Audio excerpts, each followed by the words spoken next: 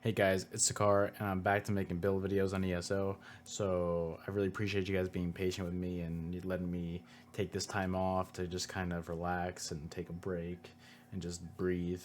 But we're gonna get back to it. I'm gonna be making videos on all my builds in the next few weeks, next few months. So guys, if you're interested in any of them, let me know what kind of build that you guys would want to see in the future, and I'll see if I can make it something that's really viable in PvP. So guys, I appreciate you guys being patient. Without further ado, let's get to my MagDK build.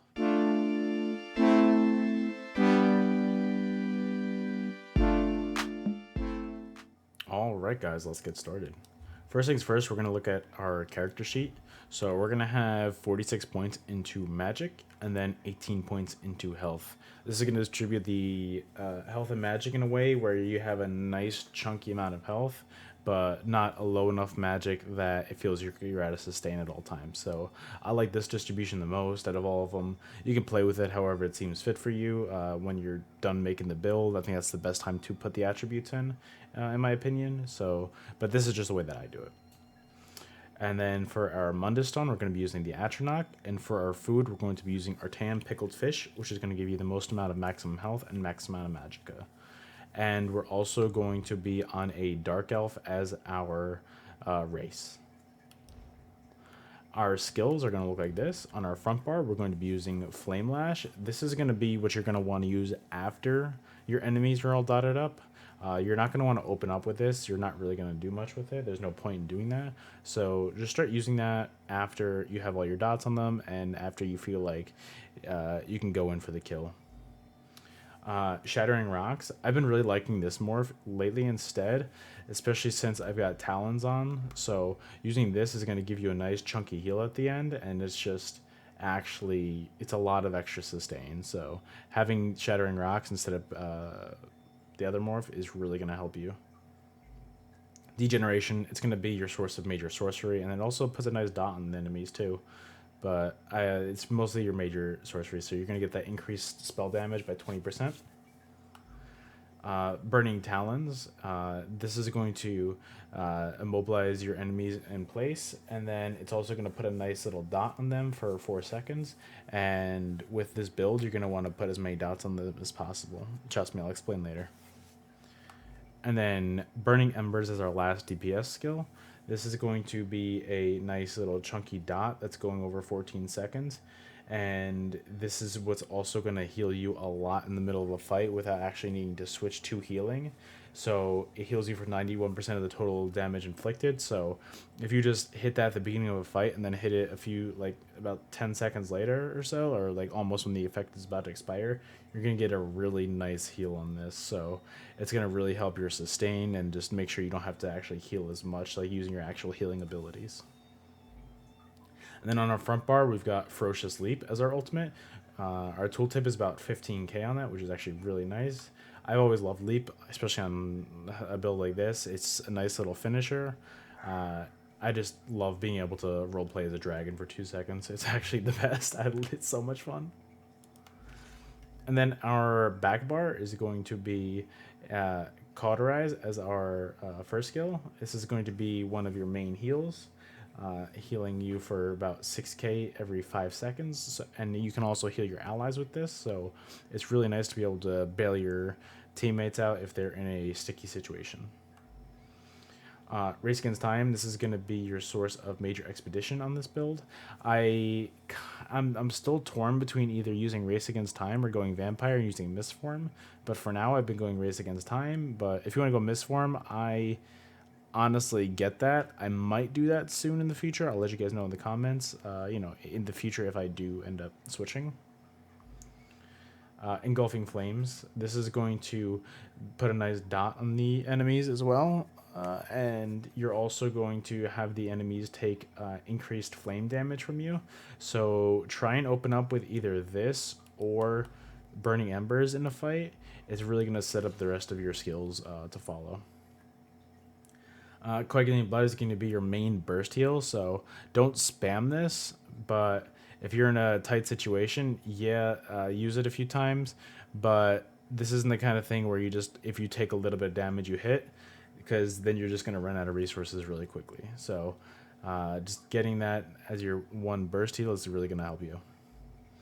Volatile armor is going to be your source of major resolve, so it's going to increase your physical and spell resistance by 6k, and it also, like always, puts a nice little dot on them. So, guys, this build is a lot about the dots. And then our backbar ultimate is going to be corrosive. I have been in love with corrosive ever since they changed it to just all types of to physical and spell resistance that it ignores. So if you hit corrosive and you start to go offensive on somebody, guys, you are hitting so hard on this build. I was having so much fun today playing this. Trust me, I love using this. I use corrosive so much more than I use leap on my front bar. And then as far as our gear, the reason why we have so many dots is because we're going to be using deadly. Deadly, they changed a lot of the sets this patch so that they're kind of hybrid, so that anything that gave weapon damage also gives spell damage now. So on our main hand, we're going to be using a Deadly Inferno Staff and the Sharpen trait with the Berserk enchant. And what the 2-piece does is adds 124 weapon and spell damage. 3-piece is 634 critical, and 4-piece 124 weapon and spell damage. 5-piece increases the damage of your damage over time and channeled abilities due by 15%. So all of your dots are going to be increased by 15%. So having that 15% increase in damage, and then also on top of that, if you're also have a corrosive up, you're ignoring the physical and spell resistance, guys. Now you can see why I was talking about it earlier. That's why you want to dot your enemies up, is because of deadly and corrosive. It is a sorry for the pun, but it's kind of a deadly combo. I'm sorry, guys. Our back bar is going to be Daedric Trickery in the power trait. With a, I use a dagger because that was what I had initially. You could use any kind of 1H really. And then our then we're gonna it's gonna be a sword and board. So a shield in the sturdy trait, and yeah, what Daedric Trickery does, it's gonna give you max health, max stamina, max magic, and when you deal damage, you gain one of 5 major random buffs. So you're gonna be getting either expedition, protection, mending, heroism, or vitality. So those are all huge buffs, and getting those every 9 seconds, you're going to be getting them on cooldown basically, because as long as you damage at all and you have some dots on your enemies and you're on your back bar at all, when that timer is up, it will activate that. So definitely that's why I like to use Trickery nowadays, because those buffs are really nice. Our monster set is going to be Magma Incarnate, but you can, in my opinion, the 2 best things to use would be either Magma Incarnate or Bloodspawn on this. I think both would be really nice, and I really think that I might switch to Bloodspawn, but I also really do like Magma Incarnate. What Magma Incarnate does is the 1-piece gives you magic recovery and stamina recovery, so that's pretty dope. And then the 2-piece is, in short, you're going to get minor courage and minor resolve, so you're going to be getting increased weapon and spell damage by 215, and then your armor is going to be increased by 3k. So you're just getting extra damage and extra tankiness almost at all times, just for healing yourself. So that's why I really like Magma Incarnate. It's just so much extra stats for no reason. And then all of our body pieces are going to be in the Prismatic enchant. And then our chest piece is going to be Heavy Daedric Trickery. Our head piece for Magma Incarnate is going to be Light. Our shoulders are going to be Heavy. If you can, switch that around so that your helmet is heavy and your shoulders are light. I just didn't have a light shoulder. It just is what it is. And I also haven't switched it to a Prismatic enchant yet. I probably will soon. Our waist is Deadly in the Impen trait.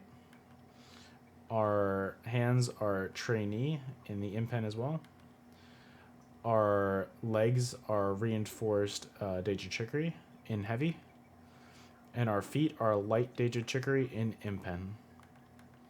And then our jewelry, as always, is going to be Triple Swift. And we're also in Triple Magic Recover glyphs. Our necklace is going to be Deadly. Our ring is going to be Malakath. And our ring is also going to be Deadly. Malakath, they're just going to increase that damage. Malakath and DK are just, they go hand in hand, so this is no surprise. And then on to the CP. Our blue tree, our 4 main slottables are going to be Master at Arms, Resilience, Thaumaturge, which is also going to buff Deadly, and Ironclad, which is going to increase your direct damage, which is going to buff your Corrosive. So that's why I like all like that. That's why I use those for. And then the rest of it's pretty straightforward. Just add to what you can if you have the CP available. Definitely Eldritch Insight is necessary. Tireless Discipline to get those stats up. Just fill it in accordingly to how you have your CP. Our red slottables are going to be Fortified, Pain's Refuge, Peace of Mind, and Juggernaut. And then our green tree, as always, the important ones are going to be Rationer, Liquid Efficiency. Those are our 2 most important. And then we also have, that's just for, I don't know, use Steed's Blessing. I don't know. It doesn't really matter too much. As long as you just use Rationer and Liquid Efficiency, the rest of the CP doesn't matter. I'm going to be honest. And that's the build. Hope you guys enjoy. If you did, as always, I would appreciate if you guys liked the video. Commenting also helps me a lot. It helps with the interaction. So let's play a game. If you made it this far in the video, comment your favorite type of animal. So that's it. Hope you guys enjoyed. I'll be back with another build video probably soon. And yeah, if you want to see this build live in action, you can catch me live at twitch.tv/Sekaar. All right, guys. Have a great rest of your day. I'll see you guys next time. Later.